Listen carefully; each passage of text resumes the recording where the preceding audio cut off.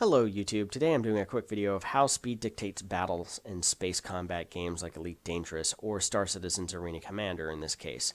I'm looking at Arena Commander version 0.9.2, which has enlarged the combat arena map significantly and finally allows ships like the 350R that I'm flying today to exploit their speed mechanics in combat.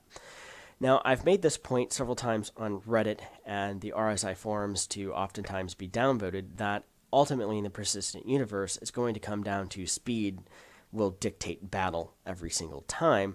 It's not going to be the sheer firepower or really any other factors. And this kind of demonstrates that on a much smaller scale, of course, but I'm going up against Twitch.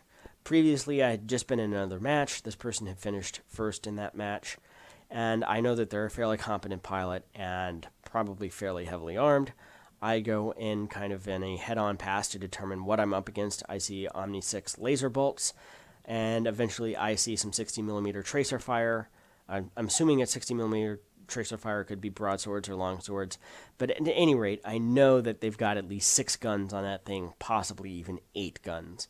As a result, I'm never going to win this in a straight-up fight.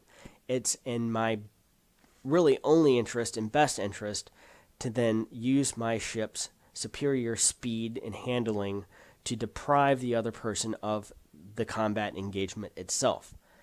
To borrow a phrase from war games, the only way to win is not to play. And that's exactly what my tactic is right here.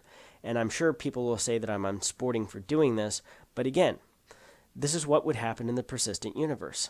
I would see the situation, I would decide, I'm not going to win this fight, therefore I'm going to egress as quick as possible. And, this is the same tactics that folks like Robin Olds used when fighting MiG-21s and F-4s. If you know you're at a disadvantage, don't play their game and get the hell out of there as soon as you can.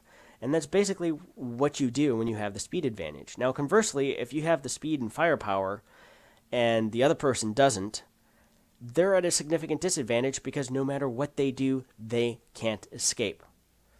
If I'm in the faster ship, I get to dictate whether or not there's going to be combat and how that combat is ultimately going to shape up. So that's just the point that I've been trying to make. Thank you very much, and see you next time.